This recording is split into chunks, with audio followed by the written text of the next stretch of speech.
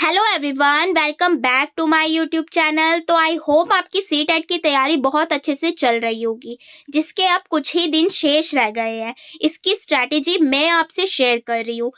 आज की वीडियो आपके लिए बहुत ज़्यादा इम्पोर्टेंट होने वाली है। जिसने अभी तक कुछ नहीं पढ़ा है तो अब आपके पास ओनली 7 डेज बचे हैं। तो इन 7 डेज में आप क्या क्या चीज़ें फॉलो कर सकते हो ताकि आपका सी टेट फर्स्ट अटेम्प्ट में क्वालिफाई हो जाए।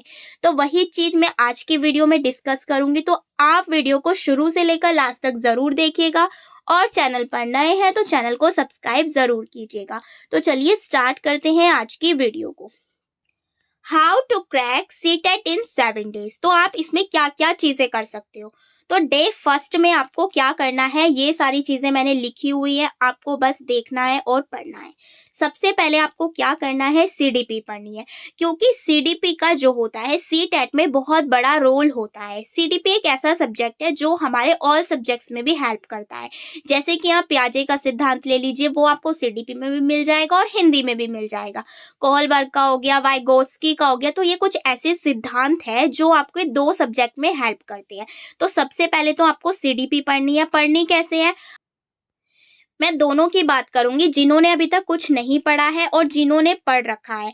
सबसे पहले मैं उनकी बात करूंगी जिन्होंने अभी तक कुछ नहीं पढ़ा है। तो वो क्या कर सकते हैं, कोई भी एक यूट्यूब चैनल उठा लीजिए और एक मैराथन को सुन लीजिए। जैसे कि सीडीपी सब्जेक्ट है तो उससे रिलेटेड आपको बहुत सारी मैराथन मिल जाएंगी। सचिन सर की मिल जाएगी, हिमांशी मैम की मिल जाएगी, रोहित सर की मिल जाएगी, और भी बहुत सारे बड़े बड़े यूट्यूबर्स हैं जिसकी मैराथन्स आपको देखने को मिल जाएगी। तो आपको फर्स्ट डे क्या करना है, सीडीपी पढ़नी है, मैराथन करनी है। अगर पॉसिबल हो तो उसके शॉर्ट नोट्स जरूर बनाइएगा। जिन्होंने अभी तक कुछ नहीं पढ़ा है उनकी बात कर रही हूँ मैं। तो वहां से जो भी आपको कुछ भी इंपॉर्टेंट सा लगे वीडियो सुनने के बाद वो लिखते जाइए बस। उससे आपकी हेल्प हो जाएगी लास्ट डे के दिन। तो इसीलिए प्लीज आप ऐसा करिए, जब आप मैराथन सुने तो शॉर्ट नोट्स जरूर बनाएं।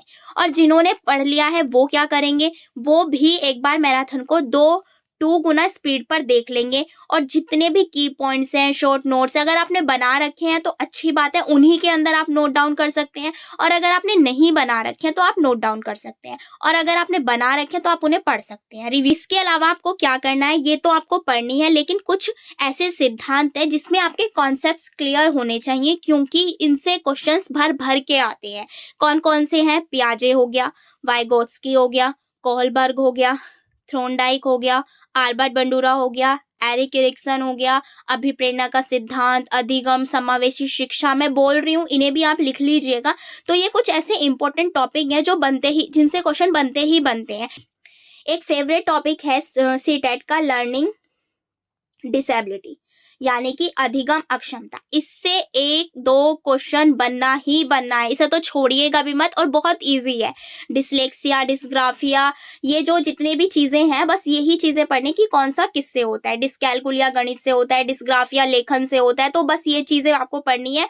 आई थिंक 8 है, तो बस आपको 8 पढ़ने हैं और आपका हो जाएगा। 2 नंबर तो आपको इजीली देकर जाएगा लर्निंग डिसेबिलिटी। तो ये भी टॉपिक आपको छोड़ना नहीं है। इसी में लिख लीजिएगा अधिगम, हिंदी वाले लिखिएगा अधिगम अक्षमता, और इंग्लिश वाले लिख सकते हैं लर्निंग डिसेबिलिटी।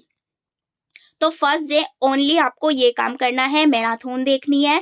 और जितने भी शॉर्ट नोट्स आप बना सकते हो बनाओ, उनका रिवीजन करो। और जो ये आप कर लोगे ना, उसका आपको रिवीजन भी करना है उसी दिन। मतलब पहले दिन ही आपको, सुबह के टाइम मान लीजिए आपने मैराथन देख ली, रात में आपने रिवीजन कर लिया। मान लीजिए अगर आप रात को पढ़ रहे हैं तो उसका रिवीजन करके ही आपको सोना है। तो ये आपको करना पड़ेगा, क्योंकि अब आपके पास ओनली 7 डेज है। तो फर्स्ट डे आपको ये करना है। अब सेकेंड डे की बात करते हैं। सेकेंड डे आप क्या करेंगे, जिसका सब्जेक्ट मैथ और साइंस है या एसएसटी है, मैं दोनों के लिए बताऊंगी।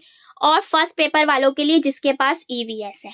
तो इन तीनों में से कुछ एक होगा। अगर बीएड वाले होंगे तो उनके पास ईवीएस नहीं होगा, मैथ या साइंस होगा या एसएसटी होगी। और जो फर्स्ट पेपर वाले हैं उनके पास या तो ये दोनों होंगे और ये दोनों होंगे। तो इस तरीके से कंबाइन बनाकर पढ़ना है, क्योंकि साइंस का ईवीएस में देखने को मिल जाता है, ईवीएस का एसएसटी में। ये तीनों कॉमन सब्जेक्ट हैं, तो इसीलिए मैं इन तीनों का साथ लेकर बता रही हूँ।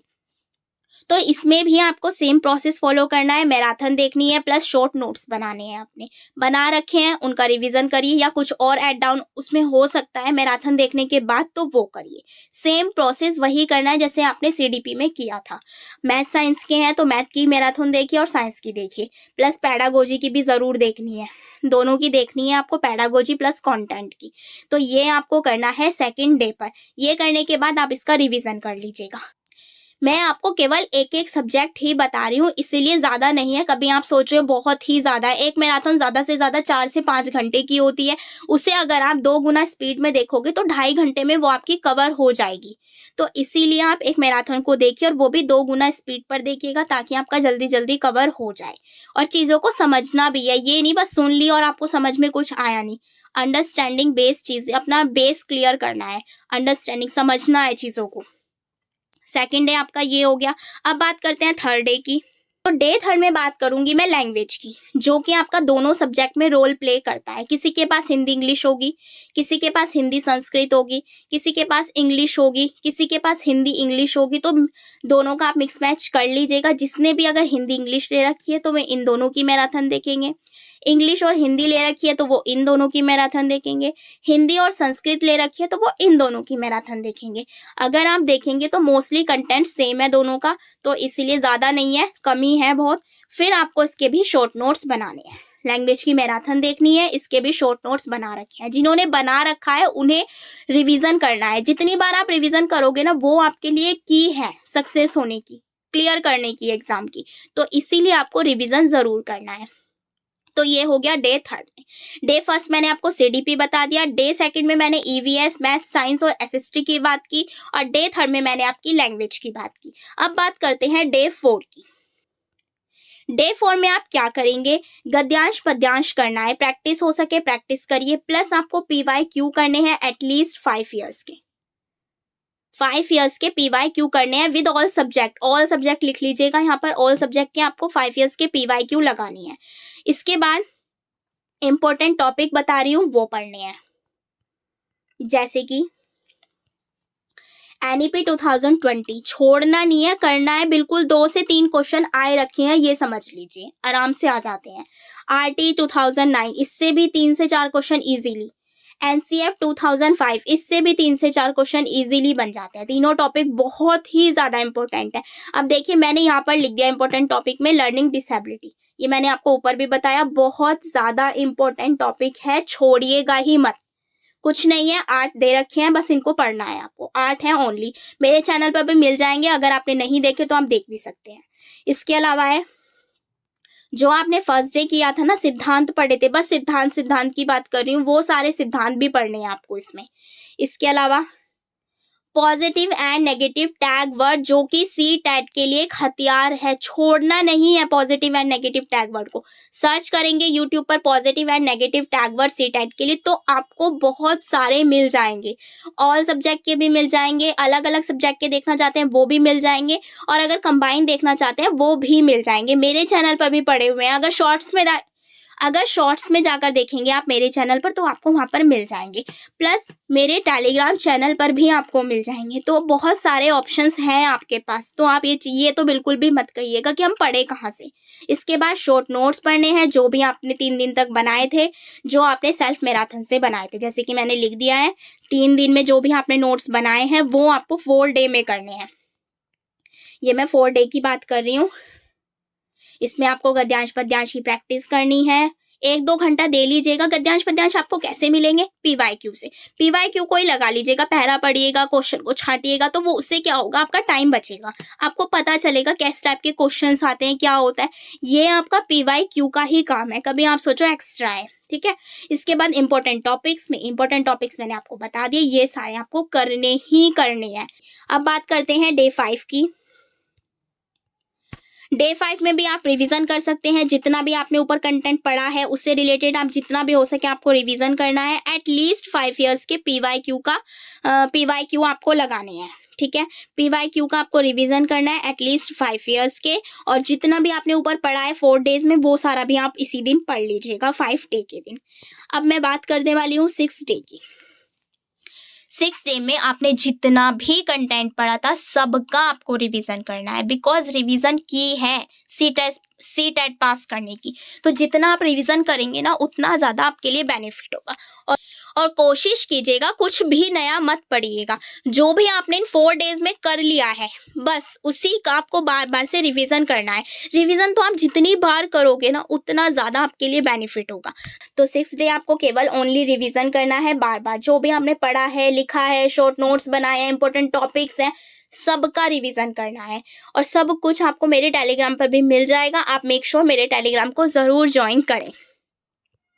सेम चीज़ 7 डे आपको क्या करना है, 7 डे भी आपको ओनली ऑन रिवीजन पर फोकस करना है, बस रिवीजन, कुछ नया नहीं पढ़ना। रिलैक्स कीजिए, म्यूजिक सुनिए जब भी आपका रिवीजन हो जाए। उसके बाद नॉर्मली आपको बस शांत रखना है माइंड को। ये भी नहीं है कि आपने ज़्यादा प्रेशराइज कर लिया है माइंड को और वहाँ जाकर आप चीज़ों को भूल रहे हैं, ऐसा नहीं करना है। बस रिवीजन करना है। और ये मैंने नोट में भी स्पेशली आपके लिए लिख दिया है, कुछ नया नहीं पढ़ना है, ठीक है, कुछ नया नहीं पढ़ना है। 6 डे आप एक चीज़ और भी कर सकते हो, आप प्रैक्टिस सेट लगा सकते हो एक, जिससे आपको पता चल जाए कि मेरी कितनी तैयारी है। ये भी काम आप कर सकते हो 6 और 7 डेज में, जब आपका रिवीजन अच्छे से हो जाए। प्रैक्टिस करिए, मॉक लगाइए, ये भी एक अच्छी चीज़ है, क्योंकि वहाँ पर जब आप गोले भरते हैं ना तब उसमें भी कंफ्यूज हो जाते हैं। कुछ बच्चे तो ऐसे करते हैं, पूरा पेपर सॉल्व कर लेंगे और बाद में OMR को भरने बैठेंगे। ये गलती तो बिल्कुल भी मत करिएगा। अगर आपने 10 क्वेश्चंस कर लिए हैं ना तो उनको साथ के साथ फिलअप करते जाइए, ये अच्छी चीज़ होती है, वरना पेपर छूटने के चांसेस बहुत ज़्यादा हो जाते हैं। तो ये गलती नहीं करनी है। तो ये जो है मैंने 7 डेज की आपको रणनीति बताई। जिन्होंने अभी तक कुछ नहीं पढ़ा है उसके लिए तो ये एक रामबाण है, और जिन्होंने पढ़ लिया है वो रिवीजन करिए, प्रैक्टिस सेट, मॉक टेस्ट लगाइए, तो उसके लिए ये चीज़ें सबसे ज़्यादा हेल्पफुल रहेंगी लास्ट टाइम में। तो ये 7 डेज में आप फॉलो कीजिए जितनी भी चीज़ें मैंने आपको बता दी हैं, और देखिएगा आपका CTET फर्स्ट अटेम्प्ट में क्वालिफाई हो जाएगा। जो बच्चे रोते हैं ना कि 1 मार्क्स से रह गया, 2 मार्क्स से रह गया, तो अगर वो ये चीज़ फॉलो करेंगे ना तो उनका आप खुद बताओगे मुझे आकर कि हाँ मैम मेरा ये CTET क्वालिफाई हो गया इस स्ट्रैटेजी से। तो ये चीज़ें आप फॉलो कीजिए, अगर फॉलो करोगे ना तो पक्का होएगा CTET, 1 मार्क से नहीं रुकेगा। जैसे अभी बोल देते अगर आप इतना भी कर लोगे ना तो 90 प्लस मार्क्स कहीं नहीं गए।